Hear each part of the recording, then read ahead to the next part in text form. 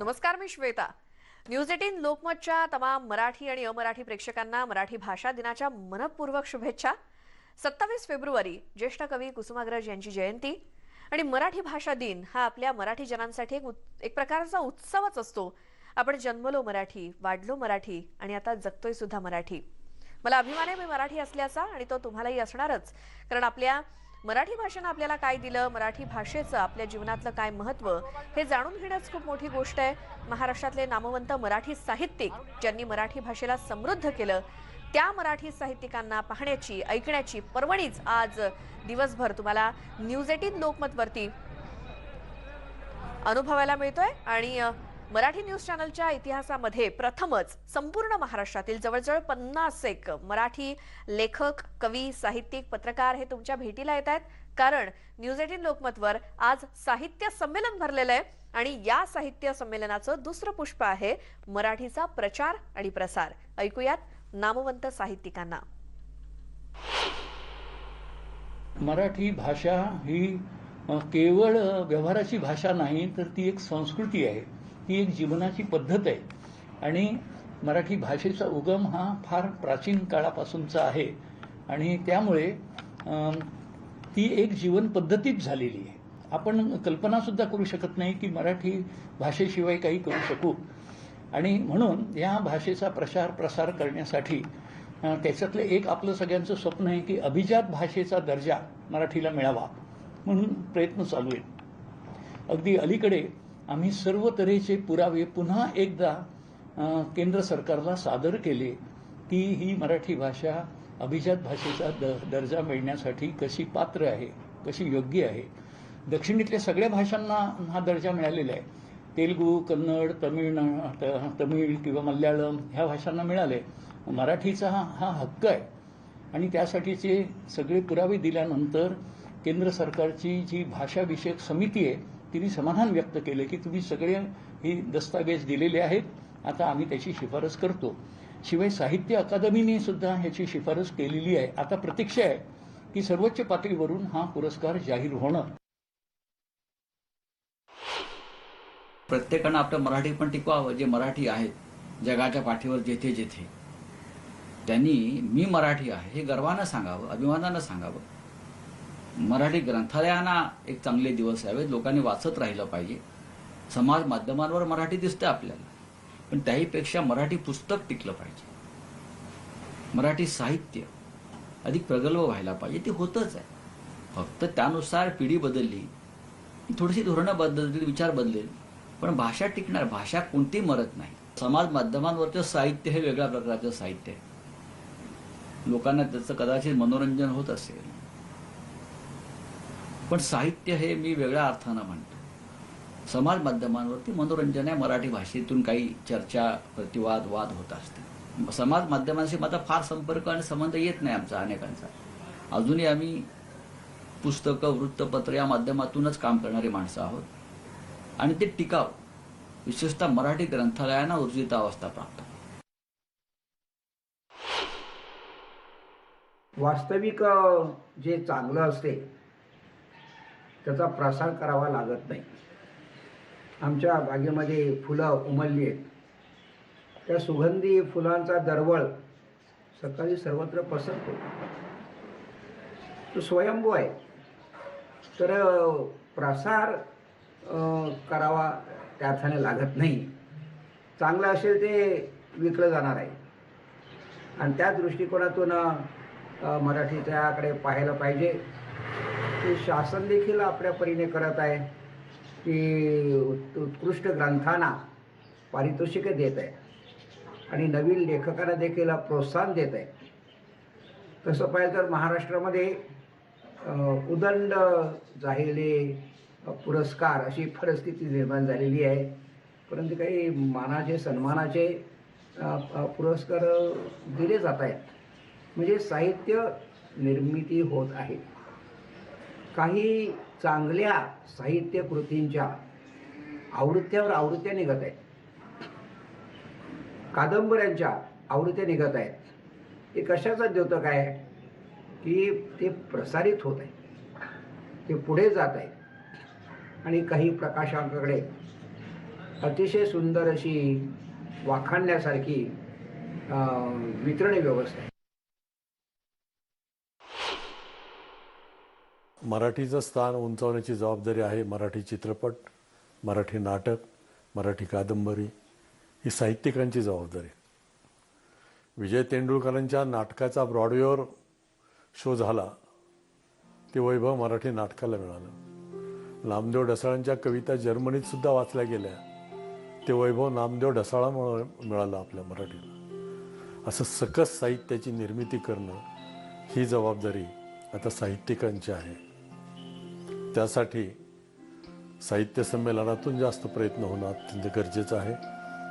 आणि अखिल भारतीय मराठी साहित्य संमेलन हे जे मराठी महामंडळातर्फे घेतलं जातं, ही एक फार मोठी परंपरा आपल्याला आहे. मराठी दिवाळी अंकाची परंपरा आपली मोठी आहे, ही जतन करणं हे आपणा सर्व वाचकांचंही कर्तव्य आहे.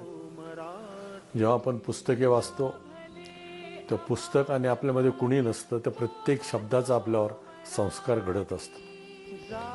मातृभाषा ही जगण्याचं बळ देते. वाचन संस्कृती आपल्याला जगण्याचं बळ देते. निर्णय घेण्याची आपली क्षमता वाढते ती पुस्तकांच्या वाचनामुळे. जर पुस्तकापासूनच हा समाज दूर चाललेला असेल तर उद्या मराठीचं भवितव्य काय, असाही प्रश्न आपल्यापुढे उभा राहतो. आता इंग्रजी भाषेमुळे काही शब्द आपल्याकडे रूढ झालेले आहेत आणि ते असतीलच, त्यामुळे मराठी आणखी समृद्ध होईल. परंतु आपल्या संपूर्ण वाक्यातलं निम्मं वाक्य इंग्रजी असावं आणि केवळ क्रियापद मराठीत असावं असं होता कामा नये. म्हणून या मराठीच्या प्रचारासाठी सर्वांचा हातभार लागणं हे गरजेचं आहे. महाराष्ट्रातल्या लोकांनी परदेशामध्ये जी मराठी मंडळं आहेत त्या मंडळांचं जे आयोजन असतं, उदाहरणार्थ BMMचं कन्व्हेन्शन, बृहन महाराष्ट्र मंडळ जे नॉर्थ अमेरिका आणि कॅनडा यांचं मिळून असतं. मी 2-3 वर्षापूर्वी त्या संमेलनामध्ये कार्यक्रम झाला. 3,500 लोक तिथे उपस्थित होते आणि व्यवस्था वगैरे. एकेकाळी एका विशिष्ट वर्गातली 60-70च्या दशकामध्ये एका विशिष्ट वर्गातली जी मंडळी आहे ती तिथे परदेशात जात होती. आज तुम्हाला समाजातल्या सर्व स्तरातली मंडळी तरुण मुलं ही विदेशामध्ये कामाला असतात. मग ते कतार असो, अबुधाबी असो, दुबई असो, इस्रायल असो किंवा लंडनमधलं किंवा आणखीन जगातली कुठली, मग ते सिंगापूर बँकॉक असो की सिंगापूर हे आपलं बँकॉक किंवा सिंगापूर बँकॉक असो, अशा ठिकाणी ही सगळी तरुण मंडळी दिसतात. आणि त्यांना असलेली जी मराठीची आस्था आहे तिथं गेल्यानंतर मग अस्मिता जागी होते. इथं असतेपर्यंत मराठी काय आहे, हे सगळे म्हणजे मृत भाषा आहे किंवा ते काहीतरी घाटी लोकांची आहे वगैरे, अमुक तमुक असं एक थोडंसं. आणि तिथं गेल्यानंतर अनेक समाज, मग तो गुजराती समाज असो, तिथला आणखीन केरळी समाज असो, या संदर्भात त्यांची जी एकजूट, त्यांचे जे विविध भव्य प्रमाणावरचे जे उत्सव साजरे केले जातात ते बघून मराठी माणसांना कुठंतरी असं वाटतं की अरे, आपल्या भाषेचं, आपल्या संस्कृतीचं वैभव हे कुठेतरी या जगाला दाखवून दिलं पाहिजे. आणि मग ही माणसं एका वेगळ्या जाणीवेनं छत्रपती शिवप्रभूंचं नाव घेत कुठेतरी अशी एकत्र येतात आणि भव्य दिव्य असं काहीतरी मराठीचं 2-3 दिवसाचा एक असा अनोखा असा संमेलन साजरं करतात. आपण असा प्रयत्न केला पाहिजे की आपल्या मातृभाषेविषयी आंतरिकच प्रेम लोकांच्या मनामध्ये निर्माण होईल, विशेषतः तरुण पिढीच्या मध्ये निर्माण होईल, याचा आपण प्रयत्न केला पाहिजे. आणि तसा प्रयत्न जर आपण करायला लागलो तर निश्चितपणानं मराठीला आशादायक भविष्य आहे असं म्हणता येईल. शेवटी भाषा ज्यांची मातृभाषा असते त्या भाषक लोकांनीच टिकवून ठेवायची असते. ते जर आपल्या मातृभाषेपासून दूर जायला लागले तर मग मात्र चिंताजनक स्थिती आहे असं म्हणावं लागेल. म्हणून मराठी भाषकांनाच मराठी भाषेविषयी आंतरिक उमाळा वाटेल अशा प्रकारचं वातावरण आपण निर्माण केलं पाहिजे असं मला वाटतं. म्हणून आजच्या स्थितीपुरतं बोलायचं झालं तर एकीकडून आशेचे किरणही दिसतात आणि दुसरीकडून निराशेचे ढगही दाटून आलेले दिसायला लागतात. याच्यातून मार्ग काढणं हा खरा प्रश्न आहे असं मला वाटतं. मराठीचा प्रचार आणि प्रसार जर करायचं म्हणलं तर कथा, कविता, कादंबऱ्या या सगळ्या गोष्टीतून करता येईल. त्याचबरोबर शासनानेही त्याला हे दिलं पाहिजेत, योगदान दिलं पाहिजेत. वाचनालय सगळीकडे चालू केली पाहिजेत. वाचनालयामध्ये लोक जात नाही पण ते गेलं पाहिजेत, वाचलं पाहिजेत. जर वाचलं नाही तर त्यांना बोलता येणार नाही, त्यांना भाषण देता येणार नाही, त्यांना विचार कळणार नाही. त्याचबरोबर जे वेगवेगळ्या बोल्या आहेत त्या बोली भाषासुद्धा मराठीमध्ये सरमिसळ झाल्या पाहिजेत. कथे कवितेच्या रूपात त्यांचे संस्कार वगैरे सगळं काही आलं पाहिजे. त्याच्यातून आपल्याला अतिशय पद्धतीने हे काम करता येईल. एक वाक्प्रचार आठवतो की ग्रंथ हेच आपले गुरु.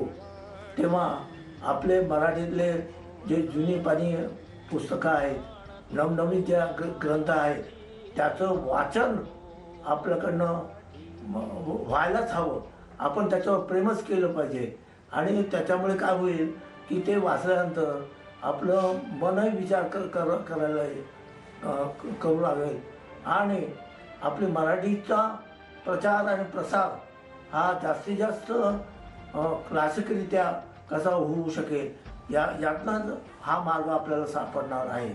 तेव्हा मराठीचे संत वाङ्मय म्हणा किंवा आधुनिक वाङ्मय म्हणा हे जास्तीत जास्त वाचले गेले पाहिजे. आणि त्या दृष्टीनं आपल्याकडे वेगवेगळी वाचनालय सुरू केली पाहिजे आणि त्यामध्ये मराठी ग्रंथ हे मुद्दाम ठेवले गेले पाहिजे, ज्यामुळे आपले मराठी भाषिक जास्तीत जास्त पुस्तके वाचतील आणि त्याच्यामुळे आपला मराठीचा प्रसार आणि प्रचार हा चांगल्या रीतीने होऊ शकेल. मराठी भाषेचा प्रचार प्रसार हा एक महत्त्वाचा मुद्दा आहे. आपल्याला असं लक्षात येईल की फार मोठी माध्यम क्रांती आपल्याला झालेली दिसून येते आणि या माध्यम क्रांतीमुळे प्रादेशिक भाषांमध्ये निर्मिती होते. या ज्या प्रादेशिक भाषा आहेत या प्रादेशिक भाषा जागतिकीकरणाच्या रेट्यात टिकतील की नाही असा एक मुद्दा विचारात घेतला जातो. मला असं वाटतं जी माध्यमं आहेत ती सगळ्यात महत्त्वाची भूमिका भाषा विकासात बजावते. आत्ताचं जे दृकश्राव्य माध्यम आहे ते सुद्धा मातृभाषेचा प्रचार आणि प्रसार करण्यासाठी प्रभावी भूमिका बजावेल असं मला वाटतं. मराठी ही मुळातच लवचिक अशी भाषा आहे आणि त्यामुळे मराठीवर वेगवेगळ्या भाषांचं आत्तापर्यंत जे आक्रमण झालं वेगवेगळ्या राज्यकर्त्यांच्या काळामध्ये, जसं की मोगल सम्राट असतील त्यांच्या काळात उर्दू इथं आली, फारसी आली किंवा इंग्रज आल्यानंतर मग त्यांनी इथे इंग्रजी आणली.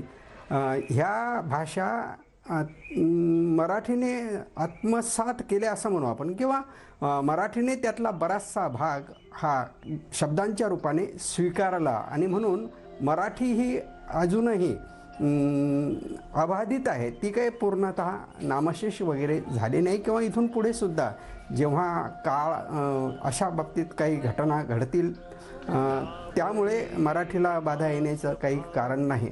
मराठीचा प्रसार जो शासकीय स्तरावर व्हायला पाहिजेत तो कितपत होतो हाही एक प्रश्नच आहे. खरं म्हणजे तो जास्तीत जास्त व्हायला पाहिजेत आणि त्याच्यासाठी मग मराठीतूनच सगळा व्यवहार, मग कोर्टाची भाषा असेल किंवा कोणतीही असेल, परिपत्रक शासकीय स्तरावरची निघत असतील तर ही सगळी मराठीतूनच निघायला पाहिजे. मराठी भाषा जाणून घेणाऱ्यात आता परदेशी आणि परराज्यीय लोकांची सुद्धा भर पडत आहे. ही फार चांगली आनंदाची गोष्ट आहे. पण आपल्याकडे आपण पाहतो की परराज्यातून मुंबईसारख्या महानगरामध्ये येणाऱ्या लोकांच्या बाबतीत त्यांनी आग्रहानं मराठी बोललं पाहिजेत अशा पद्धतीचा एक आपण तिथे एक मानसिकता बाळगून असतो आणि मग त्या प्रकारातून त्यांच्यावर हल्लेसुद्धा होतात. मला हे बरं वाटत नाही.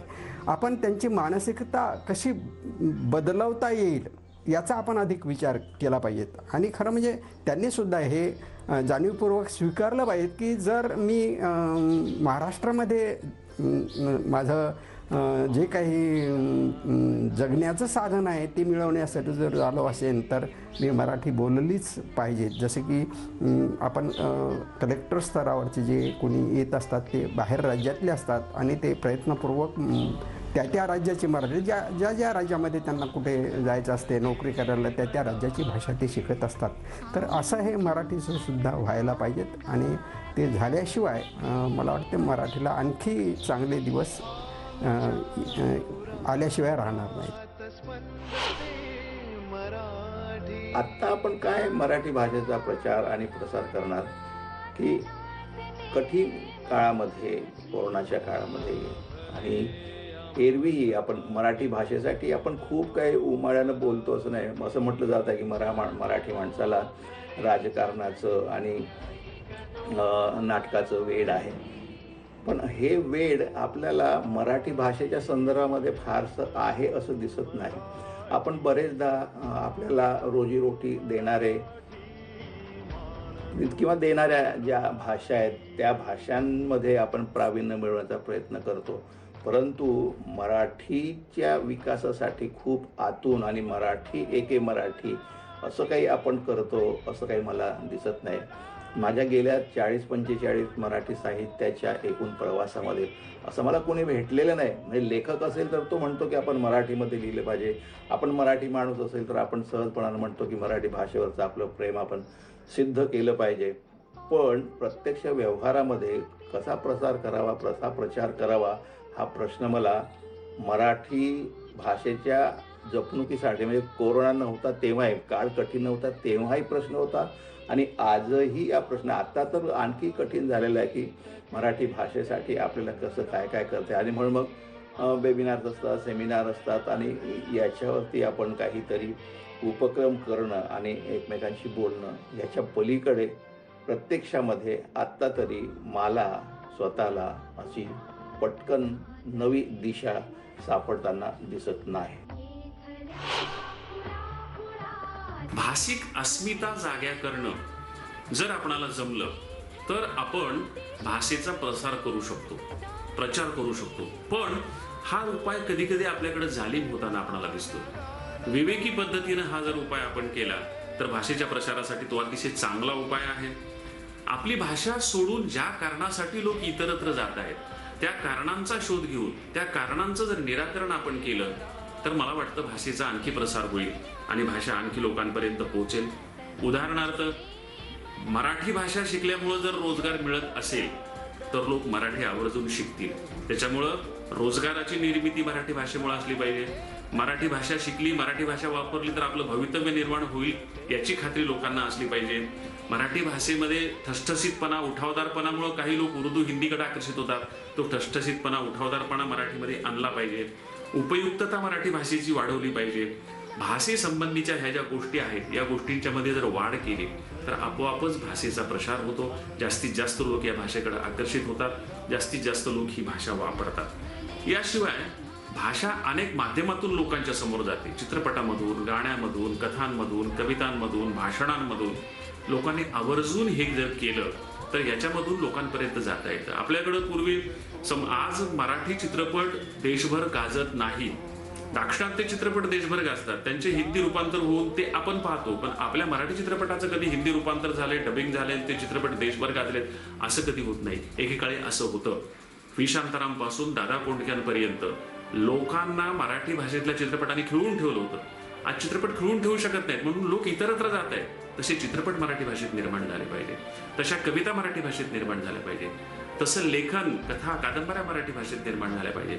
लहान मुलांसाठीचं बालवाङ्मय मराठी भाषेत निर्माण झालं पाहिजे. आज तीच मोठी बोंब आहे की मुलं मराठी बालवाङ्मयाच्या ऐवजी इंग्रजी किंवा हिंदी बालवाङ्मयाकडे आकर्षित होत आहेत. हे सगळं मराठी भाषेत निर्माण झालं पाहिजे. याच्यातून मला वाटतं आपोआपच भाषेचा प्रचार आणि प्रसार होणार आहे.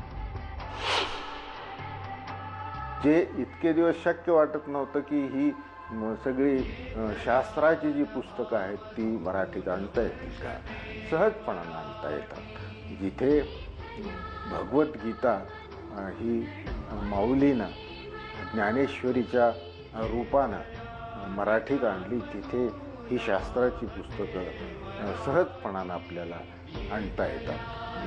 इतका मराठीमध्ये आवाका मोठा आहे, सगळ्या ज्ञानाच्या दृष्टीनं सुद्धा आणि एकूण संस्कार करण्याच्या दृष्टीनं सुद्धा, किंवा ज्ञानाचे संस्कार, शास्त्रांचे संस्कार करण्याच्या दृष्टीनं सुद्धा हा आवाका मराठीचा फार मोठा आहे आणि तो फक्त जोपासता आला पाहिजे. त्या दृष्टीनं बारकाईनं हे सगळे जे मराठीमधले कंगोरे आहेत त्याच्यासह आपल्याला त्याचा अभ्यास केला पाहिजे. आणि अशी अभ्यास करणारी माणसं मोठमोठी माणसं होऊनही गेली आणि आजही आहेत आणि उद्याही ती राहतील.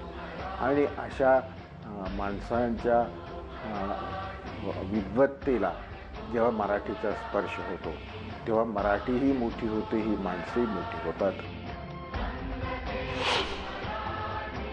भाषा जगली तर माणूस जगेल आणि माणूस जगली तर भाषा जगेल. पण या भाषेच्या जगण्यासाठी भाषा आणि भाकरीचा अनुबंध कुठे जोडता आला पाहिजे. म्हणून माझ्या मातृभाषेचं गुणगान करताना ती किती मोठी आहे, किती समृद्ध आहे, ती अभिजात भाषा, त्याला दर्जा मिळाला पाहिजे, सगळं मला मान्य आहे. पण मराठी भाषेचा आणि मराठी भाकरीचा, मराठी माणसाच्या तोंडातल्या भाकरीचा हा जोपर्यंत संबंध जुळत नाही, रोजगाराचा अनुबंध जोपर्यंत जुळत नाही, तोपर्यंत मराठीचं भवितव्य हे थोडंसं संशयास्पदच मानावं लागेल. आणि म्हणून रोजगाराच्या प्रश्नाशी, रोजगाराच्या उपलब्धतेशी, मग ते अनुवादाचं क्षेत्र असेल, ते भाषांतराचं क्षेत्र असेल, ते एका भाषेतून दुसऱ्या भाषेत ज्ञान घेऊन जाणं आणि घेऊन येण्याचा प्रश्न असेल, ते विज्ञान आणि तंत्रज्ञान आणि प्रयोगशीलता आपापल्या भाषेमध्ये आणण्याचा एक प्रयत्न असेल, असे वेगवेगळे प्रयोग खऱ्या अर्थानं जे मातृभाषेवरती प्रेम करणारी माणसं आहेत, जी डोळस माणसं आहेत, अशा माणसांच्या प्रयोगातून आणि त्यांच्या प्रयत्नातून प्रत्येकाची मातृभाषा समृद्ध होत जाणार आहे. आणि प्रत्येकाची मातृभाषा समृद्ध होणं म्हणजेच संपूर्ण जग समृद्ध होणं. कारण जगाचा आणि भाषेचा अनुबंध अटळ आहे, तो तोडता येणार नाही. आणि म्हणून भाषिक जग, भाषिक विश्व हे जेवढं समृद्ध असेल, कारण भाषेमध्येच ज्ञान आहे, भाषेमध्ये सत्य आहे, भाषेमध्ये सौंदर्य आहे, भाषेमध्ये विचार आहे, भाषेमध्ये कल्याणकारी ध्येयवाद आहे, भाषेमध्ये मानवता आहे, समता आहे, बंधुता आहे आणि प्रेमाची सबंध व्याख्या, प्रेमाचा सर्व तपशील, तत्वज्ञान हे भाषेमध्येच आहे. म्हणून भाषा जगली पाहिजे आणि भाषा जगवली पाहिजे. आणि या जगवण्यामध्ये सहअस्तित्वाचा संदर्भ, सहजीवनाचा संदर्भ, बहुसांस्कृतिक एकतेचा संदर्भ हा भाषिक पातळीवरती आपल्याला जोपासणं ही काळाची गरज आहे. मराठी भाषेचा प्रचार आणि प्रसार याविषयी जेव्हा आपण विचार करतो तेव्हा मला असं वाटतं की प्रचार आणि प्रसार करायला ते असं एखादं प्रॉडक्ट म्हणजे उत्पादन आहे का, नाही आहे. मला असं वाटतं की तो एक सांस्कृतिक आनंद आहे. खरं म्हणजे भाषेचा शोध ही माणसाला मिळालेली एक अपरिमित, अतिशय सुंदर अशी देणगी आहे. त्यामुळे प्रचार आणि प्रसार रूढ अर्थाने आपण वापरतो, त्याबद्दल माझं काही म्हणणं नाही, पण विचार आणि संस्कार मुळामध्ये व्हायला पाहिजे. आणि मग तो कसा करायचा, तर मला वाटतं की पूर्वजांनी जे देणं दिलंय त्या नव्या पिढीला कळायला नको का. मला तुम्ही सांगा, ये रे रे पावसासारखी कविता ही जर रेन रेन गो अवे त्या रेटेत जर वाहून गेली तरी आजची पिढी भिजणार कशी. आपल्या म्हणी, आपले वाक्प्रचार, आपल्या कहाण्या, त्याच्यातले सुखदुःख, आपलं संत वाङ्मय, त्यानंतरचं पंत वाङ्मय, आपले पोवाडे, काय समृद्ध मराठी आहे. म्हणजे मित्रहो, अक्षरशः त्या भाषेनं त्या त्या काळी समाजाला एक वेगळ्या प्रकारचं बळ दिलं, एक चैतन्य दिलं. हे जे भाषेचं सामर्थ्य आहे की माणसाला जगण्याचं चैतन्य देणं, एक सकारात्मक दृढ विश्वास देणं, हे जे भाषेचं सामर्थ्य आहे ते पुन्हा एकदा आम्ही जे मधल्या पिढीचे लेखक, कवी आहोत, वक्ते आहोत, त्यांनी केलं पाहिजे हे काम. नुसतं आम्ही काचेच्या कपाटात बसून केवळ मराठी वाङ्मय समृद्ध करण्याच्या बाता करण्यापेक्षा सुद्धा मला असं वाटतं की मराठी समाज समृद्ध करणे महत्त्वाचं आहे. आणि एकीकडे वाङ्मय समृद्धी आणि त्याच वेळेला समाजातल्या जाणीवांची संवेदनात्मक समृद्धी ही अशा हातात हात गुंफून गेली पाहिजे. आणि त्यामुळे विचार महत्त्वाचा, संवेदनाक्षम संस्कार महत्त्वाचा, ते करणं हे झालं पाहिजे. म्हणूनच आज मधल्या पिढीतले पालक असतील, त्यांचे आई वडील म्हणजे आजी आजोबा असतील, यांचं आज काम आहे. मग लेखक, कवी, पत्रकार असो, कलावंत कोणी असो, केवळ एक थोडीशी अप्रगल्भ भूमिका घ्यायची आणि आपल्या समृद्ध मातृभाषेपासून नवी पिढीला वाचवायचं असे कर्मदरिद्री पण खरंच पुढे करू नये. कारण अपार असा, कधी न संपणारा असा एक आनंदाचा, वेगळ्या प्रकारचा खजिना आपल्या भाषेत आहे. तो खुलेपणाने द्यायला पाहिजे. जेव्हा लहानपणी अंगणात आम्हाला शुभम करोती कल्याणम हे म्हणायला सांगितलं जायचं, तेव्हा आपोआप मराठीचा प्रचार आणि प्रसार व्हायचा. दरम्यान अंगणं गेली, अंगणापुढच्या तुळस गेली आणि हे शुभम करोती सुद्धा कुठेतरी बाबा ब्लॅक शीटमध्ये हरवले. पण जर हा व्हायचा आहे तर काय करावं लागेल? अनेक ठिकाणी म्हटलंय की माती जर ओली असेल ना, त्या ओल्या मातीला दिलेला आकार शेवटपर्यंत त्या माती सोबत राहते. आणि ह्या ओल्या मातीत ही भाषेची बीजं जर रुजवली गेली तर ती शेवटपर्यंत सोबत राहतात.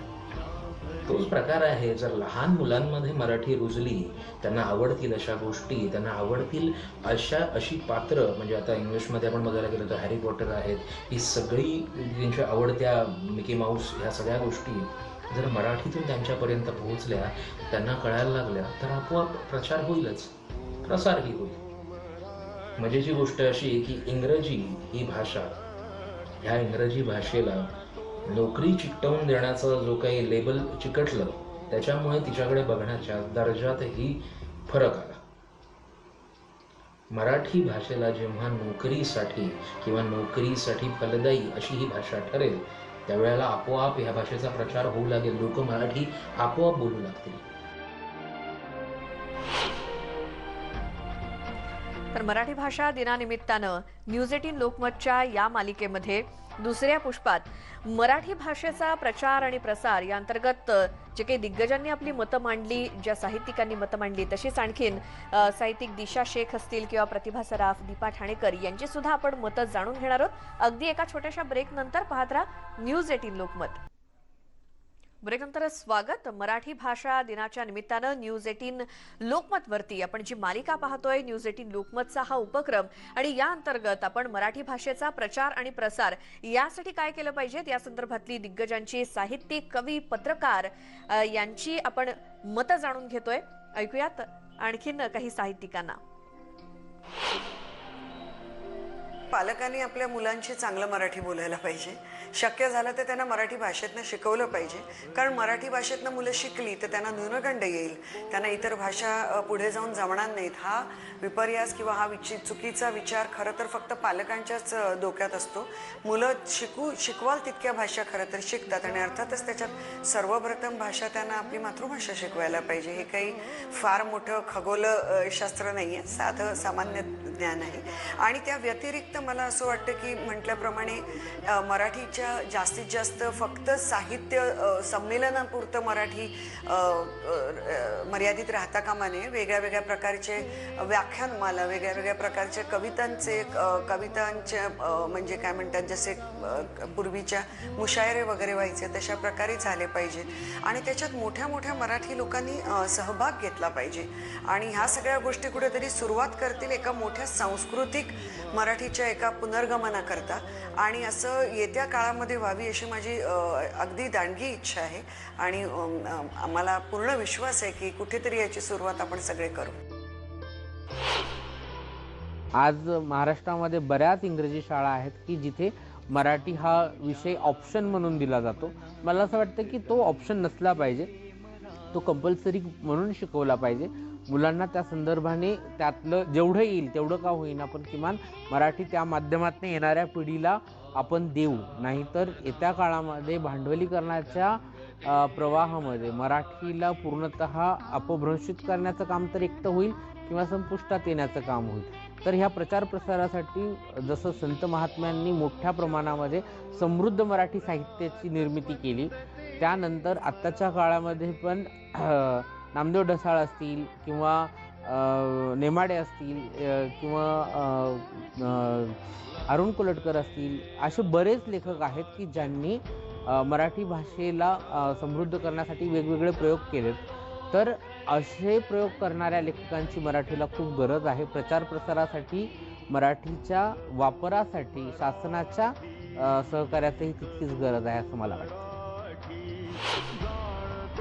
मराठीचा प्रचार आणि प्रसार व्हावा असं प्रत्येकच मराठी माणसाला वाटतं, पण त्यासाठी नेमकं तो काय करतो हा प्रश्न आहे. ज्ञानेश्वरांच्या ओव्या आणि तुकारामांची गाथा याचा आळ करून मराठीचा वृक्ष लावलेला आहे, त्यामुळे त्याचं भवितव्य उज्ज्वलच आहे असं ख्यातनाम साहित्यिक मधु मंगेश कर्णिक यांनी म्हटलं आहे. आणि मला असं वाटतं की आपल्याला सोशल मीडियाद्वारे आलेले जे मेसेजेस आहेत मराठीत आहेत, कार्यक्रम आहेत जे मराठीत आहेत, ते फक्त आपण कॉपी पेस्ट करतो किंवा फॉरवर्ड करतो, पण आपल्यापैकी किती जण ते मन लावून वाचतात, त्याच्यावर चिंतन करतात, त्याची विश्वासार्हता पडताळून पाहतात, हा प्रश्न आहेच. आजकाल आपली मराठी विद्यार्थीसुद्धा, मराठी भाषिक विद्यार्थीसुद्धा त्यांचा कल हा जर्मन किंवा फ्रेंच भाषा शिकण्याकडे असतो. काही हरकत नाही, पण जर त्यांची मातृभाषा मराठी आहे तर मराठीतील थोडंफार साहित्य ते त्या भाषांमध्ये घेऊन जातात का? मराठी साहित्यामध्ये फार मोठ्या गोष्टीची कमतरता आहे आणि ती म्हणजे आपलं साहित्य, मराठी साहित्य हे भारतातील इतर भाषांमध्ये किंवा विदेशातील भाषांमध्ये अनुवादित होण्याची गरज आहे. हे काम कोणीतरी करायला हवं, तरच मराठी भाषा ही इतर माणसांपर्यंतही पोचू शकेल. मला असं वाटतं की एखाद्या भाषेचा प्रचार करायचा, एखाद्या भाषेचा प्रसार करायचा, याच्यासाठी त्या त्या काळामध्ये जी गरज आहे त्या गरजेचा आपल्याला विचार करावा लागणार आहे. आजचं जग हे संगणकाचं जग आहे आणि ह्या संगणकाच्या जगामध्ये आपली इच्छा असो किंवा नसो आपल्याला इंग्रजी शब्द वापरावे लागतात. जसं की डाउनलोड, अपलोड, डिलीट, फाईल, ह्या ज्या गोष्टी आहेत, हे जे शब्द आहेत, किंवा मोबाईल रिचार्ज करणे, असे सगळे शब्द आज सर्रास प्रत्येक व्यक्ती वापरते. कारण ह्या शब्दांचे पर्यायी मराठी शब्द आपल्याला ठाऊक नाही आहेत किंवा आपण त्यांचा शोध घेतलेला नाही. मराठी भाषेत शब्द आहेतच, पण ते शोधून काढून उत्तम पर्यायी शब्द वापरणं हे आपण ठरवलं पाहिजे आणि हे आपण सगळ्यांनी मिळून केलं पाहिजे. कारण आज आपल्याला एकही क्षण आपल्या आयुष्याचा असा नाही की जिथे आपल्याला संगणकाची गरज पडत नाही, भ्रमणध्वनीची गरज पडत नाही आणि ह्या भाषेची गरज पडत नाही, जी संगणकाची भाषा आहे. डाउनलोड करणं, अपलोड करणं, डिलीट करणं, फॉरवर्ड करणं, रिचार्ज करणं, ह्या सगळ्या शब्दांना पर्यायी उत्तम मराठी शब्द आपण शोधून काढले पाहिजेत आणि ते शब्द वापरण्याची सवय आपण आपल्याला लावून घेतली पाहिजे. मान्य आहे मला हे खूप अवघड आहे, किचकट आहे, वळण लागणार नाही पटकन आपल्या जिभेला, दुसरी गोष्ट लोक हसतील आपल्याला, हे सगळे प्रश्न आहेत, पण आपण सराव केला पाहिजे. हे शब्द शोधून काढून ते वापरण्याची आपण सवय केली. सुरुवातीला लोक हसतील आपल्याला, आपल्यालाही विचित्र वाटेल, अवघड वाटेल, पण हळूहळू काही दिवसांनी सवय लागेल आणि ह्या पद्धतीने आपली भाषा जगण्यासाठी एक छोटंसं पाऊल टाकल्यासारखं होईल. दुसरी गोष्ट, गरज नसताना अजिबात दुसरी भाषा बोलायची नाही. 2 मराठी माणसं बसली, त्यांनी कशासाठी इंग्रजी भाषेत बोलायचं? त्यांनी मराठीतच बोलावं. आणि सगळ्यात महत्त्वाचं म्हणजे इंग्रजी भाषा म्हणजे प्रतिष्ठा, हे समीकरण आपल्या मनातून आपण पुसून टाकलं पाहिजे. त्याच्याशिवाय आपल्याला मराठी भाषेला जगवता येणं अवघड आहे. मराठीचा प्रचार आणि प्रसार व्हावा ही तर प्रत्येक मराठी माणसाची जबाबदारी आहे. आपल्या इकडे काय झालंय की आईला मम्मी म्हणायचं आणि बाबांना डॅडी किंवा पप्पा म्हणायचं आणि उगाचच मग आपल्या मराठीच्या नावाने गळे काढायचं, हे योग्य नाही. हे कुठेतरी थांबलं पाहिजे, तरच ती मराठी ही जगेल. मराठी शाळेमध्ये इंग्रजी पहिलीपासून केले ही चांगली गोष्ट आहे, पण आपण एक लक्षात घेतलं पाहिजे की जिथे इंग्रजी शाळा आहे त्या इंग्रजी शाळांमध्ये पहिलीपासून मराठी आहे का? नाही आहे. तिथे हिंदी शिकवलं जातं. मग ती द्वितीय स्थानावरती मराठी का जाते महाराष्ट्रामध्ये, हाही विचार कुठेतरी आपण केलाच पाहिजे, नाही का? इंग्रजी शाळेमध्ये शिकणाऱ्या मुलांना अगदी म्हणजे मराठीमधल्या खूप छोट्या छोट्या गोष्टी पण त्यांना समजत नाही. मग ही जी लक्षणं आहेत ही कशाची आहेत? मी असं म्हणत नाही की त्या मुलांनी इंग्रजी शाळेमध्ये जाऊ नये, पण मराठीमध्ये जर गेलं तर नुकसान तर काहीच होणार नाही ना. अनेक लोक मराठी माध्यमात शिकले आणि पुढे पण गेले, चांगलं मराठी चांगलं इंग्रजी सुद्धा ते बोलतात. पण मला असं वाटतं की मी एक सुचवू इच्छिते की जिथे मराठी शाळांची जी ओरड आहे किंवा मराठी शाळा ही मरणासन्न होत चालली आहे, तर त्याच्यासाठी आपल्याला काहीतरी उपाययोजना करायला पाहिजे. मराठी भाषा जर आपल्याला टिकवून ठेवायची असेल किंवा ती पुढे तशीच वाढावी असं जर वाटत असेल, तर तिचा प्रचार आणि प्रसार योग्य दिशेनं, योग्य पद्धतीनं आणि योग्य गतीनं होणं फार आवश्यक आहे असं वाटतं. अलीकडच्या काळात विज्ञान तंत्रज्ञानाने मोठी झेप घेतली आहे. या तंत्रज्ञानाचा, विज्ञानाचा वापर करून त्याला हाताशी धरून आपल्याला मराठी भाषेचा प्रचार प्रसार करता येऊ शकतो. मराठीत आजवर सकस साहित्य निर्मिती झालेली आहे. साहित्याच्या बाबतीत मराठी समृद्ध आहे. हे समृद्ध साहित्य आपल्याला याच तंत्रज्ञानाच्या आधारे अगदी तळागाळात दुर्गम भागापर्यंत आपल्याला पोहोचवता येऊ शकतं. मराठी भाषेला या तंत्रज्ञानाच्या सहाय्याने आज ग्लोबल करण्याची आवश्यकता आहे असं वाटतं. आणि जेव्हा तुम्ही ग्लोबल होता तेव्हा निश्चितपणे त्याची स्वीकारार्हता वाढलेली असते आणि ही स्वीकारार्हता वाढवणं हेच खरं तर मराठीचा प्रचार प्रसार करणं आहे असं वाटतं. मराठी भाषा दिनानिमित्तानं मराठीचा प्रचार प्रसार व्हावा यासाठी न्यूज 18 लोकमतची ही मालिका. आणि यामध्ये ब्रेक नंतर सुद्धा आपण अरुण म्हात्रे किंवा लक्ष्मण देशमुख यांच्यासारख्या साहित्यिकांचं मत याबद्दलचं जाणून घेऊयात अगदी छोट्याशा ब्रेक नंतर.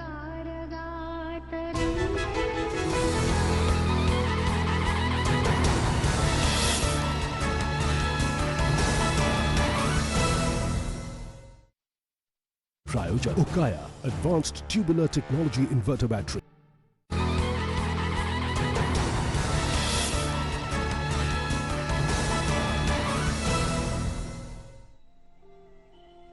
ब्रेकनंतर तुमचं पुन्हा एकदा स्वागत. या छोट्याशा विश्रांतीनंतर स्वागत. आणि न्यूज 18 लोकमतच्या या उपक्रमाच्या माध्यमातून आपण मराठी भाषा दिनानिमित्तानं मराठीचा प्रचार प्रसार करण्यासाठी काय गरजेच्या गोष्टी आहेत किंवा त्याचा प्रसार कसा होईल, प्रचार कसा होईल, हे आपण साहित्यिकांच्या तोंडून ऐकतोय. वेगवेगळ्या क्षेत्रातले दिग्गज आपली काय मतं मांडतायत, पुन्हा एकदा ऐकूयात.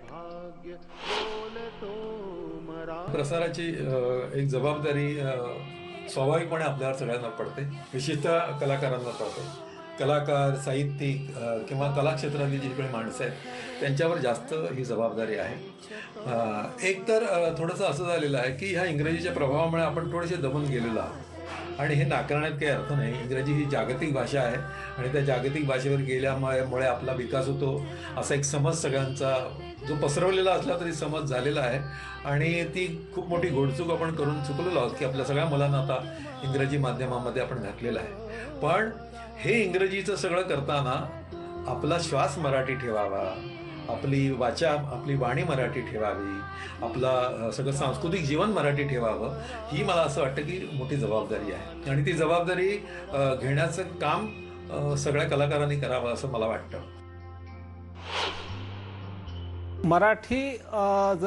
मराठीला जे स्थान पाहिजे अपेक्षित आपलं पाहिलं आपलं स्वप्न होतं की मराठी ही लोकव्यवहाराची, राज्यकारभाराची, ज्ञानाची, विज्ञानाची भाषा पाहिजे. तर हे आज काही प्रमाणामध्ये बऱ्याच मोठ्या प्रमाणात साध्य झालेलं नाही, वस्तुस्थिती आहे. ह्याला आपली शासनाची उदासीनता आणि लोकांची प्रखर अस्मिता कमी असणं, मराठी असणं कमी असणं हे कारणं आहेत. परंतु हे बदलणं सहज शक्य आहे. त्यासाठी विचार केला पाहिजे. विचार हाच केला पाहिजे की मराठी भाषामध्ये सामर्थ्य आहे, परंतु आपण त्या सामर्थ्याचा वापर करून आपलं सगळं जे जगातलं ज्ञान आहे किंवा तंत्रज्ञान आहे मराठी आणता आलं पाहिजे. तर त्यासाठी मी जे किंवा आम्ही अनेक लोकांनी मागणी करत आहोत मराठीच्या भल्यासाठी व्यासपीठामार्फत. आणि आपलं जे कोतापल्ले आणि सदानंद मोरे कमिटीनं जो अहवाल दिलेला आहे तर मराठी विद्यापीठाची कल्पना मांडलेली आहे त्यांनी. तर ते विद्यापीठ हे केवळ MA शिकवणारं नसेल तर ते संशोधन करणारं आणि विज्ञान शाखा, वाणिज्य शाखा, मॅनेजमेंट, लॉ ह्याचं जे शिक्षण मराठीत कसं करता येईल उच्च शिक्षण ह्यासाठी प्रयत्न करणं विद्यापीठ असावं अशी माझी कल्पना आहे. अशी कल्पना तामिळ विद्यापीठाची आहे, अशी कल्पना मला विद्यापीठाची आहे आणि आपण त्यातून शिकलं पाहिजे, हे केलं पाहिजे वाटतं. मराठीचा प्रचार आणि प्रसारासाठी मी एक छोटासा प्रयत्न करतो. असाच प्रयत्न अनेक लोकांनी केला तर महाराष्ट्रामध्ये मराठीचा प्रचार आणि प्रसार होईल. मी छोटीच आहे, मराठी सही शिकवतो. मित्रांनो, मराठीची सही त्या माणसाने जर केली तरी तो मराठीचा प्रचार आणि प्रसार होऊ शकतो. मराठी भाषेचा प्रसार आणि प्रचार हा जर करायचा असेल तर सगळ्यात अगोदर हिरिरीने, आवडीने, प्रेमाने मराठी भाषा जास्तीत जास्त बोलायला हवी. तुम्ही आम्ही सर्वांनी किंवा जगभरात जेवढे काही 8 करोड मराठी भाषिक आहेत या सर्वांनी जितक्या जास्त प्रमाणात मराठीचा वापर केला तर तेवढं जास्तीत जास्त प्रमाणात तिचा प्रचार होईल, प्रसार होईल, संवर्धनही होईल. नंतर जे मराठी जे साहित्यिक आहेत तर यांनी मराठीतून जास्तीत जास्त लिखाण केलं तर तिचा प्रचार प्रसार होणारच आहे. आपल्या शालेय जे विद्यार्थी आहेत किंवा महाविद्यालयीन जे विद्यार्थी आहेत त्यांनाही मराठी विषयाची गोडी लागावी यासाठी विविध उपक्रम जर घेतले तर तिचा प्रसार नक्की होणार. मराठीत उत्तम उत्तम साहित्य आहे, उत्तम उत्तम कविता आहे. त्यामुळे मराठी वाचली गेली पाहिजे, मराठीत लिहिलं गेलं पाहिजे, मराठीत बोललं गेलं पाहिजे. आपल्याला बोलताना बऱ्याच ठिकाणी असं वाटतं की आपण वेगळ्या भाषेचा जवळ आधार करतो. तर आपल्या भाषेत बोललं गेलं पाहिजे, लिहिलं गेलं पाहिजे, वाचलं गेलं पाहिजे. मराठीत बोललं गेल्याने होतं काय की ती भाषेचा लहेजा जो आहे, भाषेचा जो गोडवा आहे वेगवेगळ्या उपभागांमधला, त्याचं पण एक महत्त्व सगळ्यांना कळून येईल. या त्रिसूत्रीतून मराठीचा प्रसार आणि प्रचार आपल्याला करता येऊ शकतो आणि फार चांगल्या प्रकारे करता येऊ शकतो. मराठीचा प्रचार आणि प्रसार करणं म्हणजे जाणीवपूर्वक तिचा वापर करणं, मराठीचं मराठमोळे पण जोपासणं, मराठीला ठसठशीत करणं, मराठीला व्याकरणदृष्ट्या लवचिक करणं, साचेबंद व्यवहाराला मुरड घालून नव्या काळानुरूप भाषेला लवचिक बनवणं. कारण भाषेमध्ये लवचिकतेची एक बीजभूत शक्ती असते आणि जो भाषक असतो तो त्या लवचिकपणाचा कसा वापर करून घेतो हे फार महत्त्वाचं असतं. भाषेचा प्रसार आणि प्रचार करणं म्हणजे भाषेचा व्यवहार व्यापकपणाने करणं आणि अशा व्यापक व्यवहारातूनच भाषा ही निश्चितच सर्वांच्यापर्यंत पोहोचते, इतरांना प्रेरणादायी ठरते. मराठीचा प्रचार आणि प्रसार मराठी बोलूनच होईल हे ठामपणे मला सांगावेसे वाटते. जिथे अत्यावश्यक असेल तिथेच अन्य भाषेचा आधार घ्यावा, अन्यथा जळी स्थळी काष्टी पाषाणी जिथे असू तिथे आपण मराठीतूनच बोलायला पाहिजे. कुठलीही भाषा मनात ठेवून जगत नसते तर ती बोलूनच जगते. यासाठी आदर्श किंवा भाषा टिकवण्याच्या बाबतीत मार्गदर्शक म्हणून दाक्षिणात्य भाषिकांचा आदर्श समोर ठेवावा. मराठी भाषेच्या ज्या काही बोलीभाषा आहेत त्यांनाही जवळ घेणं, त्यांची हेटाळणी न करणं, त्यातून मिळणाऱ्या शब्दांचे उपयोजन करणं, यामुळेही मराठीचा प्रचार प्रसार होण्यास मोठी मदत होईल. मराठी भाषेचं स्थान आणि योगदान म्हणलं समजा आपण तर त्याला कुठलंही काळाचं बंधन घालता येणार नाही. जे काल जितकं होतं तितकंच आज आहे आणि उद्याही असायलाच हवं. काय असतं माहिती आहे का, भाषांवरच्या प्रेमाची गंमत अशी असते की मला माधुरी दीक्षित किंवा मधुबालाचं सौंदर्य आवडतं, उत्कृष्टपणे सिनेमे बघतो अतिशय आवडीने ते. मला शबाना आझमी आणि मीना कुमारीचा अभिनय आवडतो अतिशय. पण माझं अपार प्रेम मात्र माझ्या आईवर आणि बायकोवरच असतं. तसं भाषांचं असतं. भाषांमध्ये काय असतं, इंग्रजीमध्ये उत्कृष्ट साहित्य आहे, उर्दू, हिंदी अशा अनेक भाषांमधलं साहित्य, त्या भाषांवर मला नक्कीच आवडतात ते वाचायला. पण माझं प्रेम म्हणशील तर माझ्या भाषेवर. जसं माझ्या आईवरती प्रेम आहे तसं माझं माझ्या भाषेवरती अपार प्रेम आहे. आता हे प्रेम केवळ असं म्हणून भागत नाही की अमृताते ही पैजा जिंके किंवा लाभले अमास भाग्य, असं म्हणून ते पुरेसं होत नाही. ते प्रेम व्यक्त करता यायला हवं आणि ते काल जसं केलं तसं आजही करता यायला हवं आणि उद्याही करता यायला हवं. म्हणून मला वाटतं आपल्या भाषेवरचं प्रेम हे कृतिशील असायला हवं. आपण ते व्यक्त करायला हवं. ते व्यक्त करायचे मार्ग तुला सांगतो. आपल्या भाषेवरचं अपार प्रेम व्यक्त करायचे मला 3 मार्ग दिसतात.